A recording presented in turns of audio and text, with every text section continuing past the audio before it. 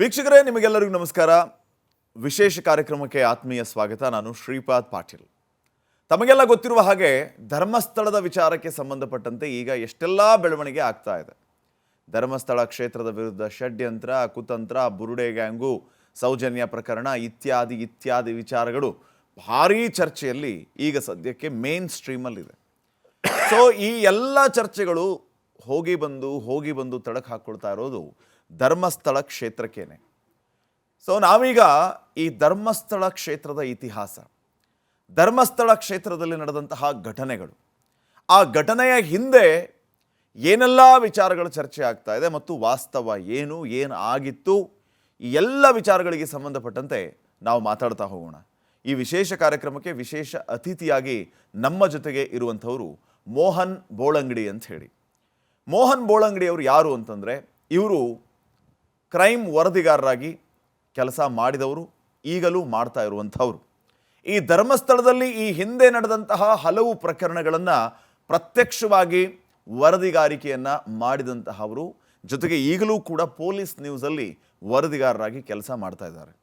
ಇವರಿಂದ ನಾವು ಈ ಧರ್ಮಸ್ಥಳ ಕ್ಷೇತ್ರದ ಇತಿಹಾಸ ಏನು ಅನ್ನೋದನ್ನು ತಿಳಿದುಕೊಳ್ಳೋಣ. ಧರ್ಮಸ್ಥಳ ಕ್ಷೇತ್ರದಲ್ಲಿ ನಡೆದಂತಹ ಈ ಹಲವು ಪ್ರಕರಣಗಳು, ಭಾಳ ಮುಖ್ಯವಾಗಿ ಒಂದು 3-4 ಪ್ರಕರಣಗಳು ಭಾರೀ ಸೌಂಡ್ ಮಾಡ್ತಾ ಇರುವಂಥದ್ದು. ಆ ಎಲ್ಲ ಪ್ರಕರಣಗಳ ಬಗ್ಗೆ ನಾವು ಇವರಿಂದ ಮಾಹಿತಿಯನ್ನು ತಿಳಿದುಕೊಳ್ಳೋಣ. ಯಾವುವು ಆ ಪ್ರಕರಣಗಳು ಅಂತಂದರೆ, ಪದ್ಮಲತಾ ಪ್ರಕರಣ ಆಗಿರಬಹುದು, ವೇದವಲ್ಲಿ ಪ್ರಕರಣ ಆಗಿರಬಹುದು, ಮಾವುತ ನಾರಾಯಣ ಮತ್ತು ಯಮುನಾ ಮರ್ಡರ್ ಕೇಸ್ಗಳ ವಿಚಾರ ಆಗಿರಬಹುದು. ಇವೆಲ್ಲವೂ ಅಸಲಿಗೆ ಏನು, ಈ ಪ್ರಕರಣಗಳ ವಿಚಾರಕ್ಕೆ ಸಂಬಂಧಪಟ್ಟಂತೆ ಸದ್ಯ ಏನೆಲ್ಲ ವಿಚಾರಗಳು ಕೇಳಿ ಬರ್ತಾ ಇದೆಯಲ್ಲ, ಅದೆಲ್ಲವೂ ಕೂಡ ಎಷ್ಟರ ಮಟ್ಟಿಗೆ ನಿಜ, ಇವೆಲ್ಲವನ್ನು ಕೂಡ ಮೋಹನ್ ಬೋಳಂಗಡಿ ಅವರಿಂದ ತಿಳಿದುಕೊಳ್ಳೋಣ. ಕಾರ್ಯಕ್ರಮವನ್ನು ಆರಂಭ ಮಾಡ್ತಾ ಇದ್ದೀನಿ. ಮೋಹನ್ ಬೋಳಂಗಡಿ ಅವರೇ, ಕಾರ್ಯಕ್ರಮಕ್ಕೆ ಸ್ವಾಗತ. ನಿಮಗೆ ನಮಸ್ಕಾರ. ತಾವು ಕ್ರೈಮ್ ವರದಿಗಾರಿಕೆಯನ್ನು ಮಾಡಿದಂಥವ್ರು. ಈ ಪದ್ಮಲತಾ, ವೇದವಲ್ಲಿ, ಮಾವುತ ನಾರಾಯಣ ಈ ಪ್ರಕರಣಗಳಾದಂತಹ ಸಂದರ್ಭದಲ್ಲಿ ತಾವು ಸ್ಪಾಟಲ್ಲಿದ್ದು ಇವೆಲ್ಲವನ್ನು ವರದಿಗಾರಿಕೆ ಮಾಡಿದಂಥವ್ರು. ಸೊ ನಿಮ್ಮಿಂದ ಈ ಎಲ್ಲ ವಿಚಾರಗಳನ್ನ ತಿಳ್ಕೊಳ್ಳುವಂತಹ ಒಂದು ಕೌತುಕ. ವೀಕ್ಷಕರೇ, ಒಂದು ಸುದೀರ್ಘವಾದಂತಹ ಕಾರ್ಯಕ್ರಮ. ನಾವು ಧರ್ಮಸ್ಥಳ ಕ್ಷೇತ್ರದ ಇತಿಹಾಸದಿಂದನೇ ಆರಂಭ ಮಾಡ್ತಾ ಇದ್ದೀವಿ. ಜನರಲ್ಲಿ ಹಲವು ಗೊಂದಲ ಇದೆ. ಈ ಧರ್ಮಸ್ಥಳ ದೇವಸ್ಥಾನದ ಬಗ್ಗೆಯೂ ಕೂಡ ಹಲವು ಗೊಂದಲ ಇದೆ. ಸೊ ಇವೆಲ್ಲವುಗಳನ್ನು ಇವರಿಂದನೇ ನಾವು ತಿಳ್ಕೊಳ್ಳುವಂತಹ ಪ್ರಯತ್ನವನ್ನು ಈಗ ಮಾಡ್ತಾ ಹೋಗೋಣ. ಮತ್ತೊಮ್ಮೆ ಕಾರ್ಯಕ್ರಮಕ್ಕೆ ಸ್ವಾಗತ ಮೋಹನ್ ಬೋಳಂಗಡಿ ಅವರೇ. ಧರ್ಮಸ್ಥಳ ಕ್ಷೇತ್ರದ ಬಗ್ಗೆ ನಾವು ಈಗ ಸದ್ಯ ಏನು ಚರ್ಚೆ ಆಗ್ತಾ ಇದೆ ಅನ್ನೋದನ್ನು ನೋಡ್ತಾ ಇದ್ದೀವಿ. ಧರ್ಮಸ್ಥಳ ದೇವಸ್ಥಾನದ ಬಗ್ಗೆನೇ ಭಾಳ ಚರ್ಚೆ ಆಗುತ್ತೆ. ಧರ್ಮಸ್ಥಳ ಕ್ಷೇತ್ರದಲ್ಲಿರುವಂತಹ ಮಂಜುನಾಥ ಸ್ವಾಮಿ, ಅಣ್ಣಪ್ಪ ಸ್ವಾಮಿ ಇವ್ರ ಬಗ್ಗೆ ಚರ್ಚೆ ಆಗುತ್ತೆ. ಮೂಲತಃ ಎಲ್ಲಿದ್ದರು, ಇಲ್ಲಿ ಇದು ಹೇಗೆ ದೇವಸ್ಥಾನ ಆಯಿತು, ಇದ್ರ ಬಗ್ಗೆನೇ ಸಾಕಷ್ಟು ಗೊಂದಲ, ಜಿಜ್ಞಾಸೆಗಳನ್ನು ಕೆಲವರು ಪ್ರಶ್ನೆಗಳ ಮೂಲಕ ಎತ್ತಾರೆ. ನೀವು ಅದೇ ಊರವರಾಗಿ ಅಲ್ಲಿ ವರದಿಗಾರಿಕೆ ಮಾಡಿದಂಥವರು, ನಿಮಗೆ ಇದ್ರ ಬಗ್ಗೆ ತುಂಬ ಚೆನ್ನಾಗಿ ಗೊತ್ತಿರುತ್ತೆ ನಮಗಿಂತ. ಸೊ ಏನಿದು ಧರ್ಮಸ್ಥಳ ದೇವಸ್ಥಾನದ ಇತಿಹಾಸ? 800 ವರ್ಷಗಳ ಹಳೆಯ ದೇವಸ್ಥಾನ ಅನ್ನೋದನ್ನು ನಾವು ಕೇಳ್ಪಟ್ಟಿದ್ದೀವಿ. ಸೊ ಎಲ್ಲಿಂದ ಮೂಲ ಆರಂಭ ಆಯಿತು, ಧರ್ಮಸ್ಥಳ ಕ್ಷೇತ್ರ ಹುಟ್ಕೊಂಡಿದ್ದು ಹೇಗೆ, ಇದ್ರ ಬಗ್ಗೆ ನೀವು ಹೇಳ್ತಾ ಹೋದರೆ. ಶ್ರೀ ಕ್ಷೇತ್ರ ಧರ್ಮಸ್ಥಳ ಅಂತೇಳಿ ಸುಮಾರು 800 ವರ್ಷಗಳ ಇತಿಹಾಸ ಇದೆ. ಮೊದಲ ಧರ್ಮಾಧಿಕಾರಿಯಿಂದ ಹಿಡಿದು ಈಗಿನ ಧರ್ಮಾಧಿಕಾರಿಯವರೆಗೆ ಇದು 21ನೇ ಧರ್ಮಾಧಿಕಾರಿ ಪರಂಪರೆ. ಇವರು 21ನೇ ಧರ್ಮಾಧಿಕಾರಿ. ಮೊದಲ ಧರ್ಮಾಧಿಕಾರಿ ಬಿರ್ಮಣ್ಣ ಪೆರ್ಗಡೆ, ಅವರ ಪತ್ನಿಯವರು ಅಮ್ಮು ಬಳ್ಳಾಲ್ತಿ ಅಂತೇಳಿ. ಈಗಿನ ಧರ್ಮಾಧಿಕಾರಿ ಡಿ ವೀರೇಂದ್ರ ಹೆಗ್ಗಡೆಯವರು ಮತ್ತು ಅವರ ಶ್ರೀಮತಿಯವರು ಹೇಮಾವತಿ ಮೋಹನ್. 800 ವರ್ಷಗಳ ಹಿಂದೆ ಈ ಧರ್ಮಸ್ಥಳ ಎನ್ನುವ ಈ ಜಾಗ ಏನಿತ್ತು, ಅದಕ್ಕೆ ಧರ್ಮಸ್ಥಳ ಎನ್ನುವ ಹೆಸರಿರಲಿಲ್ಲ. ಅದು ಕುಡುಮ ಎನ್ನುವ ಗ್ರಾಮ ಆಗಿತ್ತು. ಕುಡುಮ ಅನ್ನೋ ಗ್ರಾಮ. ಆ ಕಾಲಘಟ್ಟದಲ್ಲಿ ಅಮ್ಮಬಳ್ಳಾಲ್ತಿ ಮತ್ತು ಬಿರ್ಮಣ್ಣ ಪೆರ್ಗಡೆಯವರು ಅಲ್ಲಿನೊಂದು ಮನೆಯಲ್ಲಿ ಇದ್ದರು. ಈಗ ಏನು ನೆಲ್ಲಾಡಿ ಬೀಡು ಅಂತ ಹೇಳ್ತಾ ಇದ್ದೀವಿ, ಆ ಬೀಡು ಅವರ ಮನೆ. ಅವರು ಜೈನ ಮತ ಅವಲಂಬನೆ ಮಾಡಿದವರು, ಜೈನ ಮತದವರು. ಅವರು ಆ ಇಡೀ ಗ್ರಾಮಕ್ಕೆ ಭೂಮಾಲೀಕರು. ಇಡೀ ಗ್ರಾಮಕ್ಕೆ ಅವರೇ ಭೂಮಾಲೀಕರು, ಆ ಕುಡುಮ ಗ್ರಾಮಕ್ಕೆ.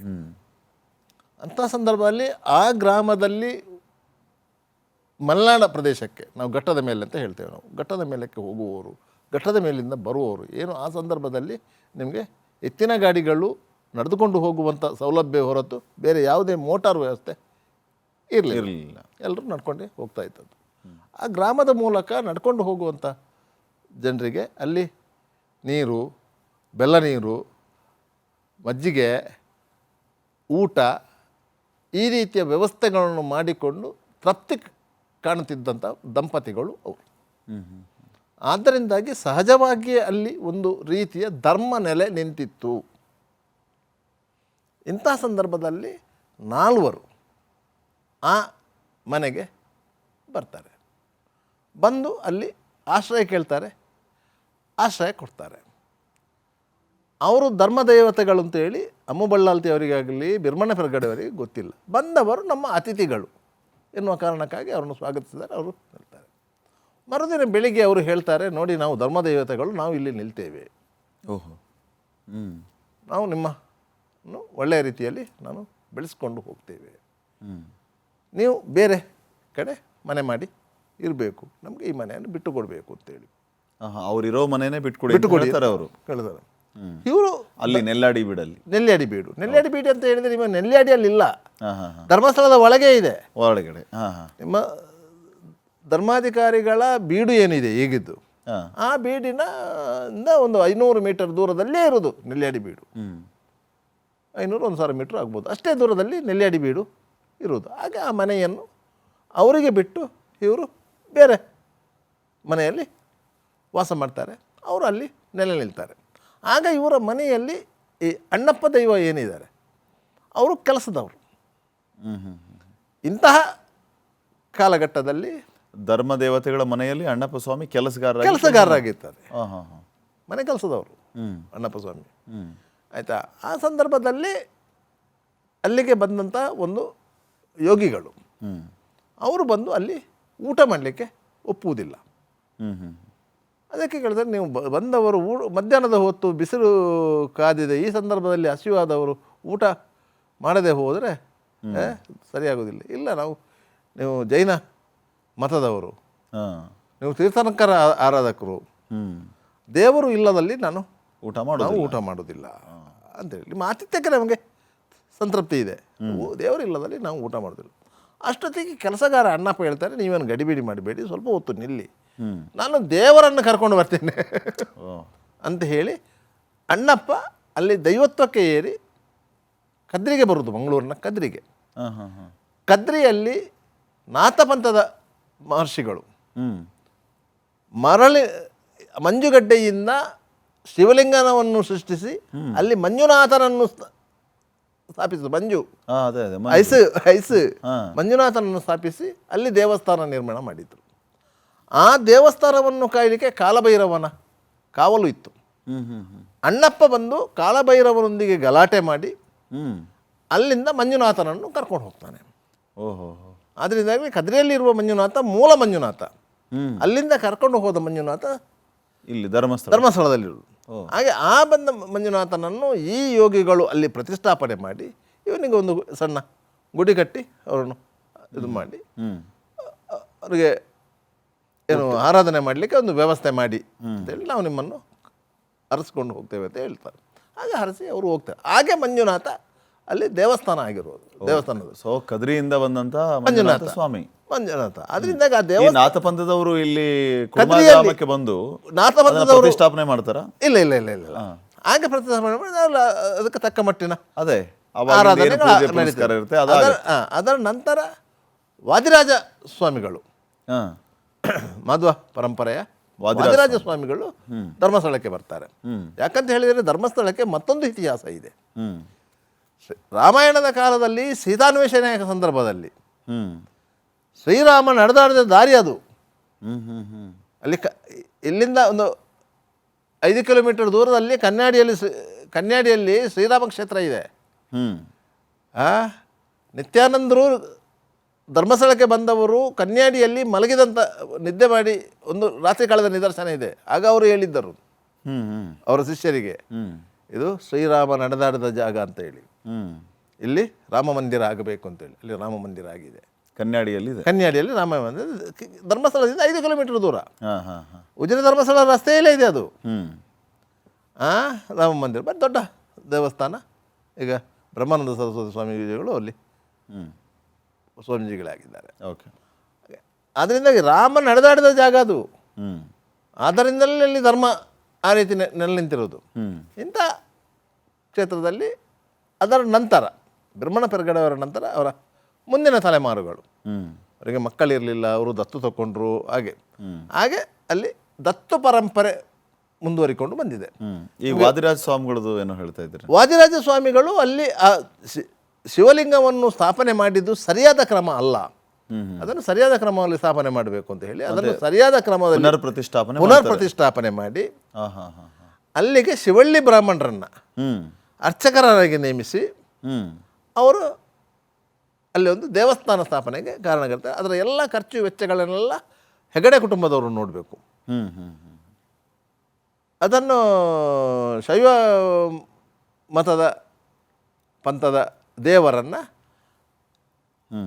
ಶಿವಳ್ಳಿ ಬ್ರಾಹ್ಮಣರು ಪೂಜೆ ಮಾಡಬೇಕು. ನೋಡಿ, ಇಲ್ಲಿ ಬೇರೆ ಬೇರೆ ಧರ್ಮಗಳಂತ ಪಂಥಗಳಿದೆ. ಹಿಂದೂ ಧರ್ಮದಲ್ಲಿ ಹಲವಾರು ಪಂಥಗಳಿವೆ. ಜೈನ ಧರ್ಮವೂ ಸಹ ಹಿಂದೂ ಧರ್ಮದ ಒಂದು ಪಂಥವೇ, ಬೇರೆ ಏನಲ್ಲ. ಅವರು ತೀರ್ಥಂಕರನ್ನು ನಂಬಿಕೊಂಡು ಹೋದರು, ಅವರು ಜೈನ ಪಂಥ ಆಯಿತು. ಮಧ್ವಾಚಾರ್ಯರು, ರಾಮರಾಜಾಚಾರ್ಯರು, ಈ ರೀತಿ ಆಚಾರ್ಯ ಪರಂಪರೆಯವರು ಶಿವಳ್ಳಿ ಮಧ್ವ ಪರಂಪರೆಯನ್ನು ಮುಂದುವರಿಸ್ಕೊಂಡು ಹೋದರು. ಈ ರೀತಿಯ ಒಂದು ಪರಂಪರೆಗಳು ಮುಂದುವರಿಸಿಕೊಂಡು ಹೋದಂಥದ್ದು. ಅದರಿಂದ ಅಲ್ಲಿ ಮಂಜುನಾಥನ ಇದಿರೋದು ಹಾಗೆ. ಯಾಕಂದರೆ ಇಲ್ಲಿ ಅದು ಧರ್ಮಸ್ಥಳದಲ್ಲಿ ಇದ್ದಂಥ ಮಂಜುನಾಥ ಸ್ವಾಮಿಯನ್ನ ಅಣ್ಣಪ್ಪ ಸ್ವಾಮಿ ಕುಡುಬ ಗ್ರಾಮಕ್ಕೆ ಕರ್ಕೊಂಡು ಬಂದು ಅಲ್ಲಿ ಪ್ರತಿಷ್ಠಾಪನೆ ಮಾಡಿರೋದು. ಮುಂದೆ ವಾದಿರಾಜ ಸ್ವಾಮಿಗಳು ಆ ಕ್ಷೇತ್ರಕ್ಕೆ ಬಂದಾಗ ಈಗ ಪ್ರತಿಷ್ಠಾಪನೆ ಮಾಡಿದ ಕ್ರಮ ಸರಿ ಇಲ್ಲ, ಪುನರ್ ಪ್ರತಿಷ್ಠಾಪನೆ ಮಾಡೋಣ ಅಂತ ಪುನರ್ ಪ್ರತಿಷ್ಠಾಪನೆ ಮಾಡಿ ಅವರು ಶಿವಳ್ಳಿ ಬ್ರಾಹ್ಮಣರನ್ನ ಅಲ್ಲಿ ಅರ್ಚಕರನ್ನಾಗಿ ನೇಮಕ ಮಾಡೋದು. ಅವರೇ ಹೇಳೋದು ಇದು ಧರ್ಮನೆಂತ ಸ್ಥಳ, ಇಲ್ಲಿಂದ ಇದು ಕುಡುಮ ಅಲ್ಲ, ಇದು ಇಲ್ಲಿಂದ ಧರ್ಮಸ್ಥಳ. ವಾದಿರಾಜರು ಇಟ್ಟಂತ ನಾಮಕರಣ ಮಾಡಿದ. ಅದರ ನಂತರ ಇಲ್ಲಿ ಧರ್ಮ ನೆಲೆ ನಿಂತಿದೆ, ಅದಕ್ಕಾಗಿ ಇಂದಿನಿಂದ ಇದು ಧರ್ಮಸ್ಥಳ ಅಂತ ವಾದಿರಾಜ ಸ್ವಾಮಿಗಳು ಅದನ್ನ ಇಲ್ಲಿ ಮರುನಾಮಕರಣ ಮಾಡ್ತಾರೆ. ಮತ್ತೆ ಇಲ್ಲಿ ಚತುರ್ದಾನ ಪರಂಪರೆ ಕಂಟಿನ್ಯೂ ಆಗಬೇಕು, ನಿರಂತರವಾಗಿರಬೇಕು. ಅಂದರೆ ಅನ್ನದಾನ, ವಿದ್ಯಾದಾನ, ಔಷಧ ದಾನ, ಅಭಯದಾನ, ಈ 4 ದಾನಗಳು ಇಲ್ಲಿ ನಿರಂತರವಾಗಿರಬೇಕು. ಅದನ್ನು ಅಣ್ಣಪ್ಪ ಕಾವಲುಗಾಯಬೇಕು, ಅಣ್ಣಪ್ಪ ಕಾವಲುಗಾಯಬೇಕು ಅಂತೇಳಿ ಈಗಲೂ ಆ ಪರಂಪರೆ ಮುಂದುವರೆದಿದೆ. ಪ್ರತಿ ತಿಂಗಳು ಸಂಕ್ರಮಣ ದಿವಸ ಸ್ವತಃ ಧರ್ಮಾಧಿಕಾರಿಗಳು ಅಣ್ಣಪ್ಪ ಬೆಟ್ಟಕ್ಕೆ ಹೋಗಿ ಅಣ್ಣಪ್ಪನ ಪಾತ್ರೆಯ ಎದುರು ನಿಂತು ಆಯಾ ತಿಂಗಳ ಲೆಕ್ಕ ಕೊಡಲಿಕ್ಕೆ ಇದೆ. ತಪ್ಪು ಒಪ್ಪುಗಳನ್ನು ಅಣ್ಣಪ್ಪನ ಪಾತ್ರೆಯ ಎದುರಲ್ಲಿ ನಿಂತು ಎಷ್ಟು ಮಂದಿಗೆ ನಾವು ಅನ್ನದಾನ ಮಾಡಿದ್ದೇವೆ, ಎಷ್ಟು ಮಂದಿಗೆ ಅಭಯದಾನ ಮಾಡಿದ್ದೇವೆ, ಎಷ್ಟು ಮಂದಿ ಬರ್ತಾ ಇದ್ದಾರೆ, ಏನಾದರೂ ತೊಂದರೆ ಇದೆ ಆಗ ಕೇಳ್ತಾನೆ, ನಿಮಗೇನಾದರೂ ಕಡಿಮೆ ಇದೆಯಾ, ಕಷ್ಟ ಆಗ್ತಾ ಇದೆಯಾ, ನಾವು ಅದನ್ನು ತುಂಬಿಸಿಕೊಡ್ತೇವೆ ಅಂತ ಹೇಳಿ. ಈ ರೀತಿಯಾಗಿ ಧರ್ಮಸ್ಥಳ ಕ್ಷೇತ್ರ ಬೆಳ್ಕೊಂಡು ಬಂದಿದೆ. ಈಗಲೂ ಪ್ರತಿ ತಿಂಗಳು ಹೋಗಿ ಧರ್ಮಾಧಿಕಾರಿಗಳು ಲೆಕ್ಕ ಕೊಡಬೇಕು ಅಲ್ಲಿ ಬೆಟ್ಟದ ಮೇಲೆ ಹೋಗಿ. ಆ ಬೆಟ್ಟಕ್ಕೆ ಹೆಣ್ಮಕ್ಳಿಗೆ ಪ್ರವೇಶ ಇಲ್ಲ, ಗಂಡಸರು ಹೋಗ್ಬಾರ್ದು ಅಂತೇನಿಲ್ಲ. ಅವರು ಪ್ರತಿ ಸಂಕ್ರಮಣ ದಿವಸ ಅಲ್ಲಿಗೆ ಹೋಗಲೇಬೇಕು. ಮತ್ತು ಅವರು ಪ್ರತಿ ಸೋಮವಾರ ಧರ್ಮಸ್ಥಳದಲ್ಲಿ ಇರಲೇಬೇಕು, ಕಡ್ಡಾಯ. ವರ್ಷದಲ್ಲಿ 2 ದಿವಸ ಅವರು ಒಪ್ಪಿಗೆ ಪಡೆದು ರಜೆ ಮಾಡ್ತಾರಂತೆ ಸೋಮವಾರಕ್ಕೆ. 50 ಸೋಮವಾರ ಅಂತ ಕಂಟಿನ್ಯೂ, 2 ಸೋಮವಾರ ಅವರು ದೇವರ ಒಪ್ಪಿಗೆ ಪಡೆದು ಅನಿವಾರ್ಯ ಅಣ್ಣಪ್ಪ ಸ್ವಾಮಿ ಇದೆ ಒಪ್ಪಿಗೆ ತಗೊಳ್ಬೇಕು. ಆಯಿತಾ? ಕೆಲವು 3 ವರ್ಷದ ಹಿಂದೆ ಅಯೋಧ್ಯೆ ಶ್ರೀರಾಮ ಮಂದಿರ ಉದ್ಘಾಟನೆಯ ಸಂದರ್ಭದಲ್ಲಿ ಅದು ಸೋಮವಾರ ಬಂತು, ಇವರಿಗೆ ಹೋಗಲಿಕ್ಕೆ ಆಗೋದಿಲ್ಲ. ಮತ್ತು ಆ ಸಂದರ್ಭದಲ್ಲಿ ಅವರು ಹೋಗಲೇಬೇಕು ಅಂತ ಹೇಳಿ ಒಪ್ಪಿಗೆ ತಗೊಂಡು ಹೋದದ್ದು. ಹಾಗೆ ಇದು ಪ್ರತಿ ತಿಂಗಳು ಸಂಕ್ರಮಣ ದಿವಸ ಅವರು ಅಲ್ಲಿ ಇರಲೇಬೇಕು, ಹೋಗಿ ಲೆಕ್ಕ ಒಪ್ಪಿಸಲೇಬೇಕು. ಏನಾದರೂ ತಪ್ಪಾದರೂ ಅವರನ್ನು ಕ್ಷಮೆ ಕೇಳಬೇಕು. ಆಗ ದೈವಗಳು ಹೇಳ್ತಾರೆ ಅಂತ ಹೇಳ್ತಾರೆ ಅವರು. ತಿಳಿದು ತಪ್ಪು ಮಾಡಿದರೆ ನಿಮಗೆ 12 ವರ್ಷದ ಒಳಗೆ ನಿಮಗೆ ಫಲ ಕೊಡ್ತೇನೆ ಅಂತ ಹೇಳಿ. ತಿಳಿಯದೇ ಮಾಡಿದ ತಪ್ಪಿಗೆ ನಾವು ಕ್ಷಮೆ ಕೊಡ್ತೇವೆ, ಅದೇ ತಿಳಿದು ಮಾಡಿದ ತಪ್ಪಿಗೆ ನಿಮಗೆ 12 ವರ್ಷಗಳ ಒಳಗೆ ಶಿಕ್ಷೆ ಕೊಡ್ತೇವೆ ಅಂತ ಹೇಳಿ.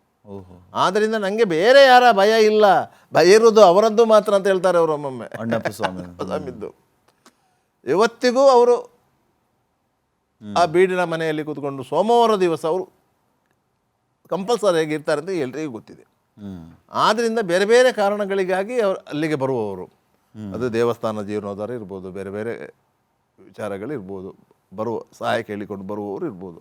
ಯಾರು ಎಲ್ಲರೂ ಬರೋದು ಸೋಮವಾರ ದಿವಸ.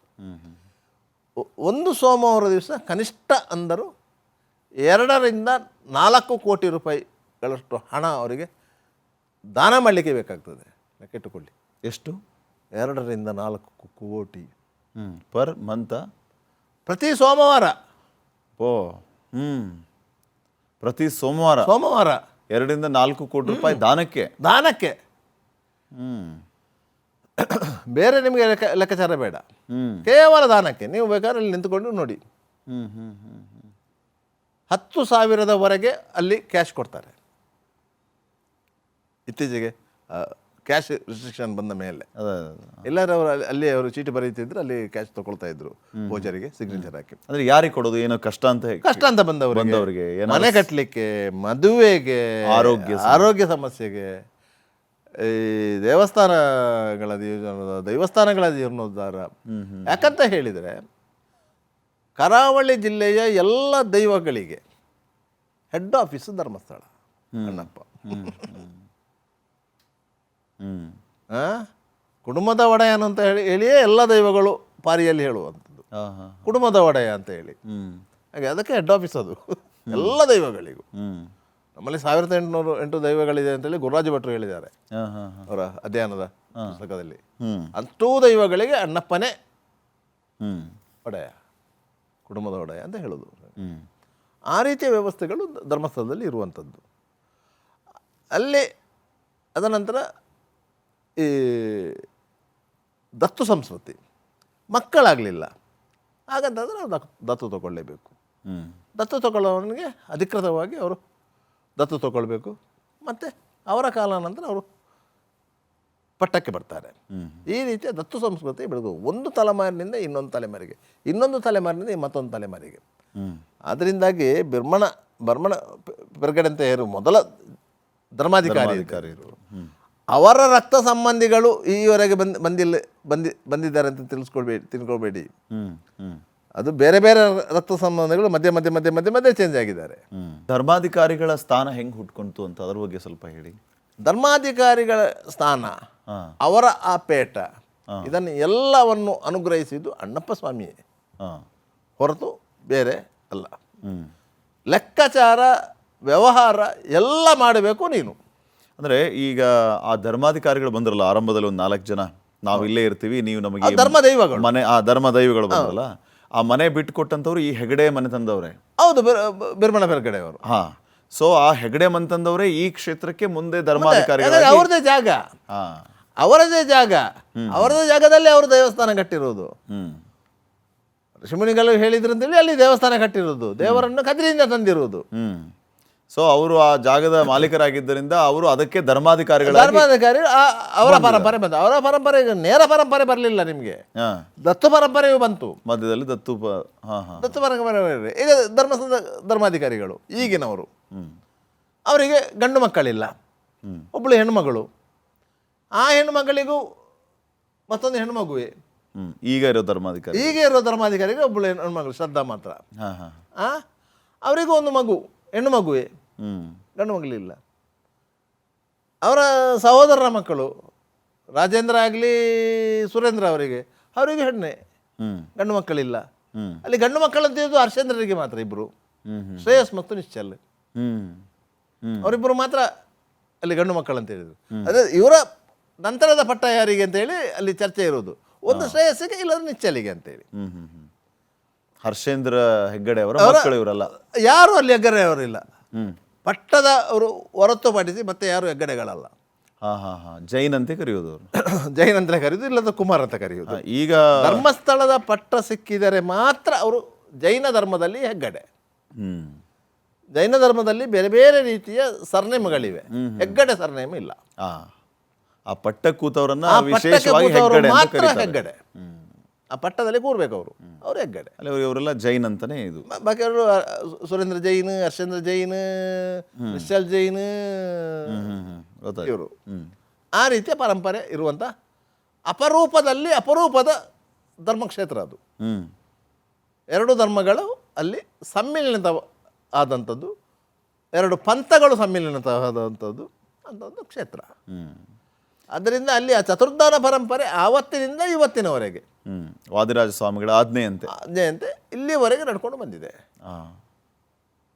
ಈಗ ಮುಖ್ಯವಾಗಿ ಇನ್ನೊಂದು ಗೊಂದಲದ ವಾದ ಈಗಲೂ ಆಗ್ತದೆ. ಈಗ ನೀವು ಈ ಧರ್ಮಸ್ಥಳ ಕ್ಷೇತ್ರ ಹುಟ್ಟಿದ್ದು ಹೇಗೆ, ಧರ್ಮಸ್ಥಳ ಕ್ಷೇತ್ರಕ್ಕೆ ಧರ್ಮಸ್ಥಳ ಅನ್ನುವಂತಹ ಹೆಸರು ಹೇಗೆ ಬಂತು, ಅದಕ್ಕಿಂತ ಮುಂಚೆ ಅದು ಕುಡುಮ ಅನ್ನೋ ಗ್ರಾಮ ಆಗಿತ್ತು, ಇವೆಲ್ಲ ಭಾಳ ಅದ್ಭುತವಾಗಿ ಹೇಳಿದ್ರಿ. ಈಗ ಒಂದು ವಾದ ಇದೆ ಈಗಲೂ ಕೂಡ, ಜೈನ ಸಮುದಾಯದವರು ಶಿವನ ಆರಾಧನೆಯನ್ನು ಹೆಂಗೆ ಮಾಡ್ತಾರೆ, ಅವರು ಹಿಂದೂಗಳೇ ಅಲ್ಲ, ಅವ್ರು ಹೇಗೆ ಮಂಜುನಾಥ ಸ್ವಾಮಿಯ ಆರಾಧನೆ ಮಾಡ್ತಾರೆ ಅನ್ನುವಂಥವ್ರು ಹಲವು ರೀತಿಯಲ್ಲಿ ವಾದ ಮಾಡ್ತಾರೆ. ಅವರಿಗೆ ನಿಮ್ಮ ಉತ್ತರ ಏನು? ನೋಡಿ, ಜೈನರು ಹಿಂದೂಗಳಲ್ಲ ಅಂತ ಯಾರು ಹೇಳಿದವರು? ಜೈನ ಮತವನ್ನು ಧರ್ಮ ಅಂತ ಹೇಳಿ ಕನ್ಸಿಡರ್ ಮಾಡಿದ್ದು ಯಾವಾಗ? 2004ರಲ್ಲಿ. ಅದಕ್ಕಿಂತ ಮೊದಲದೊಂದು ಮತ, ಬೌದ್ಧ ಮತ, ಸಿಖ್ ಮತ, ಎಲ್ಲವೂ ಹಿಂದೂ ಧರ್ಮದ ಇಂದ ಹುಟ್ಟಿದ್ದಂತಹ ಮತಗಳು, ಅವರವರ ಆಚಾರ ವಿಧಾನ. ನಮ್ಮಲ್ಲಿ ಧರ್ಮ ಅಂದರೆ ಏನು? ಧರ್ಮ ಅಂದರೆ ಏನು ಅಂದರೆ ನಮ್ಮ ಜೀವನ ಪದ್ಧತಿ. ಆ ಜೀವನ ಪದ್ಧತಿ ಒಬ್ಬೊಬ್ಬರದ್ದು ಒಂದೊಂದು ರೀತಿ, ಅದಕ್ಕೆ ಒಂದೊಂದು ಜಾತಿಗಳು ಹುಟ್ಟಿತು. ಒಂದೊಂದು ಜಾತಿಗಳು ಹುಟ್ಟಿತು, ಒಬ್ಬೊಬ್ಬರು ಒಂದೊಂದು ಪದ್ಧತಿಯನ್ನು ಅನುಸರಿಸಿಕೊಂಡು ಒಂದೊಂದು ಮತಗಳು ಹುಟ್ಟಿದು. ಯಾವ ಮತ ವ್ಯಾಪಕವಾಯಿತೋ ಆ ಮತ ಧರ್ಮವಾಗಿ ಕನ್ಸಿಡರ್ ಆಯಿತು. ಜೈನ ಧರ್ಮವನ್ನು ಧರ್ಮ ಅಂತೇಳಿ ಕನ್ಸಿಡರ್ ಮಾಡಿದ್ದು 2004ರಲ್ಲಿ ಅಧಿಕೃತವಾಗಿ. ಅದಕ್ಕಿಂತ ಮೊದಲು ಧರ್ಮವೇ ಅಲ್ಲ ಅಂತ ಹೇಳಲಿಕ್ಕಿಲ್ಲ. ಅದೇ ಅಧಿಕೃತವಾಗಿ ನಾವು ಕನ್ಸಿಡರ್ ಮಾಡಿದ್ದು 2004ರಲ್ಲಿ, 22 ವರ್ಷದ ಹಿಂದೆ. ಅದರಿಂದಾಗಿ ಹಿಂದೂ ಮತ್ತು ಜೈನ ಬೇರೆ ಏನಲ್ಲ, ಹಾಲು ಮತ್ತು ನೀರು ಇದ್ದಾಗೆ. ಅದು ಹಾಲು ಮತ್ತು ನೀರು ಇದ್ದಾಗೆ. ಅವರು ಜೈನರು ಅಂತ ಹೇಳಿದರೆ ಬಸದಿಗಳನ್ನು ನಿರ್ಮಾಣ ಮಾಡ್ಬೋದಿತ್ತು, ಬಸದಿಗಳ ಪುನರುಜ್ಜೀವನ ಮಾಡಬೇಕಿತ್ತು, ಎಲ್ಲ ಮಾಡಬೇಕಿತ್ತು. ಯಾಕೆ ಸಾವಿರಾರು ದೇವಸ್ಥಾನಗಳನ್ನು ಪುನರುಜ್ಜೀವನಗೊಳಿಸಿ ಮಾಡಿದರು? ಕರೆಕ್ಟ್, ಸಾವಿರಾರು ಹೌದು ದೇವಸ್ಥಾನಗಳನ್ನು ಪುನರುಜ್ಜೀವನ ಮಾಡಿದರು. ಅದಕ್ಕಾಗಿ ಅವ್ರದ್ದೊಂದು ಟ್ರಸ್ಟ್ ಇದೆ. ಆ ಟ್ರಸ್ಟ್ ಕೆಲಸವೇ ಅದು. ಎಲ್ಲಿ ನಿರ್ಜೀವ ಸ್ಥಿತಿಯಲ್ಲಿ ದೈವಸ್ಥಾನಗಳಿವೆ ಅದನ್ನು ಐಡೆಂಟಿಫೈ ಮಾಡಿ ಅದನ್ನು ಮೂಲ ಸ್ವರೂಪದಲ್ಲೇ ಜೀರ್ಣೋದ್ಧಾರ ಮಾಡುವುದು. ಅದನ್ನು ಸಂಪೂರ್ಣವಾಗಿ ತೆಗೆದು ಹೊಸದಾಗಿ ಕಟ್ಟುವುದಲ್ಲ. ಅದು ಮೂಲ ಸ್ವರೂಪದಲ್ಲಿ ಒಂದು 800 ವರ್ಷ 600 ವರ್ಷದ ಹಿಂದೆ ಅದನ್ನು ಹೇಗೆ ಕಟ್ಟಲಾಗಿತ್ತು ಹಂಗೇನೆ ಅದನ್ನು ಜೀರ್ಣೋದ್ಧಾರ ಮಾಡುವುದು. ಸಾವಿರಾರು ಕೆರೆಗಳ ಉಳಿಸುವ ಕಾರ್ಯ ಆಯಿತು. ಅಂತರ್ಜಲ ಮಟ್ಟವನ್ನು ಹೆಚ್ಚಿಸುವ ಕೆಲಸ ಆಯಿತು. ಇದು ಎಲ್ಲವನ್ನು ಮಾಡಿದ್ದು ಯಾರ ದುಡ್ಡಿಂದ? ಧರ್ಮಸ್ಥಳಕ್ಕೆ ಬಂದಂಥ ಭಕ್ತಾದಿಗಳು ಅಲ್ಲಿ ಹಾಕುವ ಕಾಣಿಕೆಯನ್ನು ಸದುಪಯೋಗ ಮಾಡಿಕೊಂಡದ್ದು. ಆ ರೀತಿಯಲ್ಲಿ ಧರ್ಮಸ್ಥಳ ಈ ನಾಡಿನ ಏಳಿಗೆಗೆ ಒಂದು ದೊಡ್ಡ ಕೊಡುಗೆಯನ್ನು ನೀಡಿದೆ. ಅಲ್ಲಿನ ಮ್ಯಾನೇಜ್ಮೆಂಟ್ ಇದೆಯಲ್ಲ, ನೀವು ಅರ್ಥ ಮಾಡ್ಕೊಳ್ಳಿಕ್ಕಿಲ್ಲ. ಕರ್ನಾಟಕ ರಾಜ್ಯದಲ್ಲಿ ಸರ್ಕಾರಿ ನೌಕರರು ಎಷ್ಟಿದ್ದಾರೆ? ಮೊನ್ನೆ ಇದು ಚರ್ಚೆ ಆಯ್ತು ಆ್ಯಕ್ಚುಲಿ. ಹೌದು, ಎಷ್ಟಿದ್ದಾರೆ ಕರ್ನಾಟಕ ರಾಜ್ಯದಲ್ಲಿ ಸರ್ಕಾರಿ ನೌಕರರು? 65,000 ಮಂದಿ ಇರೋದು. ಧರ್ಮಸ್ಥಳ ಸಂಸ್ಥೆಯಲ್ಲಿ ನೌಕರರು ಎಷ್ಟಿದ್ದಾರೆ ಗೊತ್ತಾ? 72,000 ಇದ್ದಾರೆ. 72,000 ಮಂದಿ ನೌಕರರು ಒಂದು ಸಂಸ್ಥೆಯಲ್ಲಿದ್ದಾರೆ ಅಂತ ಹೇಳಿದರೆ ಸರ್ಕಾರಕ್ಕಿಂತ ದೊಡ್ಡದ ಚಿಕ್ಕದ? ಸರ್ಕಾರಿ ಆಸ್ಪತ್ರೆಯಲ್ಲಿ ಫ್ರೀ ಡಯಾಲಿಸಿಸ್ ಕೊಡಲಿಕ್ಕೆ ಸಾಧ್ಯ ಆಗ್ತಾ ಇಲ್ಲ. ಧರ್ಮಸ್ಥಳದ ಉಜಿರೆ ಹಾಸ್ಪಿಟಲಲ್ಲಿ ಫ್ರೀ ಡಯಾಲಿಸಿಸ್ ಕೊಡ್ತಾರೆ. ಇಂಥ ವ್ಯವಸ್ಥೆಗಳು ಯಾವ ದೇವಸ್ಥಾನದ ಆಡಳಿತದಲ್ಲಿದೆ? ಈಗ ಇವತ್ತು ಕೆಲವರು ಹೇಳ್ತಾ ಇದ್ದಾರೆ ಅದು ಮುಜರಾಯಿ ಇಲಾಖೆಗೆ ಸೇರಿಸಬೇಕು ಅಂತ. ಇವರು ಬಿಡಿ, ಈಗ ಬೊಬ್ಬೆ ಹೊಡಿಯೋರು ಬಿಡಿ, ಇವರಿಗಿಂತ 10 ಪಟ್ಟು ಹೆಚ್ಚು ಪ್ರಭಾವಶಾಲಿಗಳು ಇದ್ದರೂ ಸಹ ಧರ್ಮಸ್ಥಳ ದೇವಸ್ಥಾನವನ್ನು ಮುಜರಾಯಿ ಇಲಾಖೆಗೆ ಸೇರಿಸಲಿಕ್ಕೆ ಆಗುವುದು.